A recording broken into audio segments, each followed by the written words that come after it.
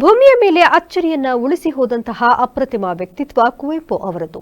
ಅವರ ಸಮಗ್ರ ದೃಷ್ಟಿಕೋನ ಹಾಗೂ ಸಾಹಿತ್ಯಿಕ ಕೊಡುಗೆಗಳು ಸಾರ್ವಕಾಲಿಕ ಎಂದು ಹಾಸನ ಜಿಲ್ಲಾ ಕನ್ನಡ ಸಾಹಿತ್ಯ ಪರಿಷತ್ ಅಧ್ಯಕ್ಷ ಮಲ್ಲೇಶ್ ಗೌಡ ತಿಳಿಸಿದರು.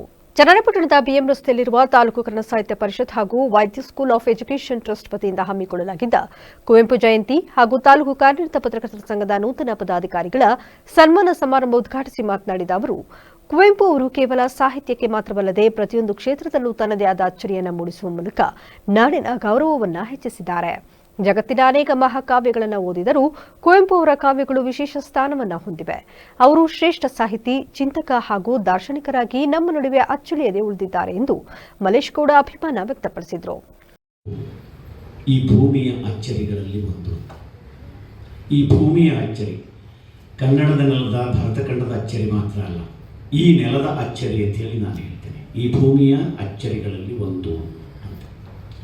ಯಾಕೆ ಅಂದರೆ ಕುವೆಂಪು ಅವರ ಹಾಗೆ ಸಮಗ್ರವಾದಂತಹ ದೃಷ್ಟಿಕೋನವನ್ನು ಉಳ್ಳಂತಹ ಸಮಗ್ರವಾದ ದೃಷ್ಟಿಕೋನ ಎಲ್ಲ ಆಯಾಮಗಳಲ್ಲಿ ಅವರಷ್ಟು ಪ್ರಖರವಾದ ವಿಚಾರವಂತಿಕೆಯನ್ನು ಇಟ್ಕೊಂಡಿರ್ತಕ್ಕಂತಹ ಇನ್ನೊಬ್ಬ ಸಾಹಿತಿ ಈ ಭೂಮಿಯ ಮೇಲೆ ಇಲ್ಲ. ನನ್ನ ಅರಿವಿನ ಮಿತಿ ಜಗತ್ತಿನ ಮಹಾಕಾವ್ಯಗಳನ್ನು ನಾನು ಓದಿದ್ದೀನಿ ಕನ್ನಡದ ರೂಪದಲ್ಲಿ, ಕನ್ನಡದ ಅನುವಾದದಲ್ಲಿ ಜಗತ್ತಿನ ಮಹಾಕಾವ್ಯಗಳನ್ನು ಬಲ್ಲೆ ನಾನು. ಆದರೆ ಒಂದು ಸತ್ಯ ತಿಳ್ಕೊಳ್ಳಿ, ಆ ಎಲ್ಲ ಮಹಾಕವಿಗಳ ಕಾವ್ಯಕ್ಕೆ ಬಹಳ ಎತ್ತರದಲ್ಲಿರ್ತಕ್ಕಂಥದ್ದು ಕುವೆಂಪು ಅವರ ರಾಮಾಯಣ ದರ್ಶನ. ಯಾಕೆ ನಾನು ಈ ಮಾತು ಹೇಳ್ತೀನಿ?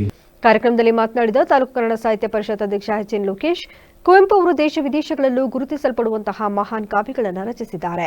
ಜಾತಿ ಮತಗಳ ಭೇದವಿಲ್ಲದೆ ಎಲ್ಲರೂ ಒಂದೇ ಎಂಬ ವಿಶ್ವಮಾನವ ಸಂದೇಶ ಸಾರಿದವರು. ರೈತಗೀತೆಯ ಮೂಲಕ ಅನ್ನದಾತನ ಮಹತ್ವವನ್ನು ನಾಡಿಗೆ ತೋರ್ಪಡಿಸಿದ ಕೀರ್ತಿ ಅವರಿಗೆ ಸಲ್ಲುತ್ತದೆ. ಸಮಾಜದ ಅಂಕುಡೊಂಕುಗಳನ್ನು ತಿದ್ದುವಲ್ಲಿ ಅವರ ಸಾಹಿತ್ಯ ಪ್ರಮುಖ ಪಾತ್ರ ವಹಿಸಿದೆ ಎಂದರು. 8 ಜನ ಜ್ಞಾನಪೀಠ ಪುರಸ್ಕೃತರಲ್ಲಿ ಮೊದಲಿಗರಾಗಿ ಕುವೆಂಪುರವರನ್ನ ಈ ನಾಡು ಅವತ್ತಿನ ವ್ಯವಸ್ಥೆ ಒಪ್ಪಿಕೊಂಡಿದೆ. ಅದಕ್ಕೆ ಬಾಜನರಾಯ್ ಕೂಡ ಇದ್ದಂಥವರು ಕುವೆಂಪುರವರು. ಮೈಸೂರು ವಿಶ್ವವಿದ್ಯಾಲಯದಲ್ಲಿ ಕುಲಪತಿಗಳಾಗಿ ಸಾಹಿತಿಗಳಾಗಿ ತಮ್ಮದೇ ಆದಂತಹ ಸಾಹಿತ್ಯ ರಚನೆಯನ್ನು ಮಾಡಿ ನಾಡಿಗೆ ರಾಜ್ಯ, ರಾಷ್ಟ್ರ, ಅಂತಾರಾಷ್ಟ್ರ ಮಟ್ಟದಲ್ಲಿ ಬಹುಶಃ ಅವರನ್ನು ನೆನೆಸ್ತಕ್ಕಂಥ ದಿನ ಇದು. ಯಾಕಂದ್ರೆ ಬಹಳಷ್ಟು ಸತ್ವ ಸಾರವನ್ನ ಸಮಾಜಕ್ಕೆ ಸಾರದಂಥವರು ಕುವೆಂಪುರವರು. ಇವತ್ತು ನಾವೇನು ನಾಡಗೀತೆಯನ್ನು ಆಡ್ತೇವೆ, ನಾವೆಲ್ಲ ಹೊಂದಿರ್ತಕ್ಕಂಥ ನಾಡಗೀತೆಯನ್ನ ರಚನೆ ಮಾಡಿ ಅದನ್ನ ಸಮಾಜಕ್ಕೆ ಪ್ರಸ್ತುತಪಡಿಸುತ್ತವರು. ಮತ್ತೆ ರೈತರು ಈ ದೇಶದ ಬೆನ್ನೆಲುಬು, ರೈತರಿಗೆ ಹೇಗೆ ಸಹಕಾರ ಆಗಬೇಕು ಅಂತೇಳಿ ರೈತಗೀತೆಯನ್ನು ರಚನೆ ಮಾಡಿದಂಥವ್ರು ಕುವೆಂಪುರವರು. ಹಾಗಾಗಿ ಸಮಾಜದ ಅಂಕು ಡೊಂಕುಗಳನ್ನು ತಿದ್ದಂಥವ್ರು.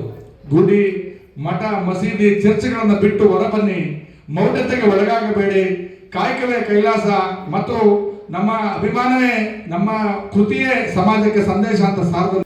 ಇದೇ ಸಂದರ್ಭದಲ್ಲಿ ನವೋದಯ ಪಿಯು ಕಾಲೇಜಿನ ಪ್ರಾಧ್ಯಾಪಕ ಹನುಮಂತಪ್ಪ ಅವರಿಂದ ಕುವೆಂಪು ಕುರಿತು ವಿಶೇಷ ಉಪನ್ಯಾಸ ಕಾರ್ಯಕ್ರಮ ನಡೆಯಿತು. ಕಾರ್ಯಕ್ರಮದಲ್ಲಿ ಡಾ ಯುವರಾಜ್, ಜಿಲ್ಲಾ ಕನ್ನಡ ಸಾಹಿತ್ಯ ಪರಿಷತ್ ಕಾರ್ಯದರ್ಶಿ ಬೊಮ್ಮೇಗೌಡ, ವೈದ್ಯ ಸ್ಕೂಲ್ ಆಫ್ ಎಜುಕೇಷನ್ ಟ್ರಸ್ಟ್ ಪ್ರಾಂಶುಪಾಲರಾದ ಅರುಣ್ ಕುಮಾರ್, ತಾಲೂಕು ಕನ್ನಡ ಸಾಹಿತ್ಯ ಪರಿಷತ್ ಸಂಘಟನಾ ಕಾರ್ಯದರ್ಶಿ ಜಬೀವುಲ್ಲಾ ಸೇರಿದಂತೆ ಇತರರು ಹಾಜರಿದ್ದರು.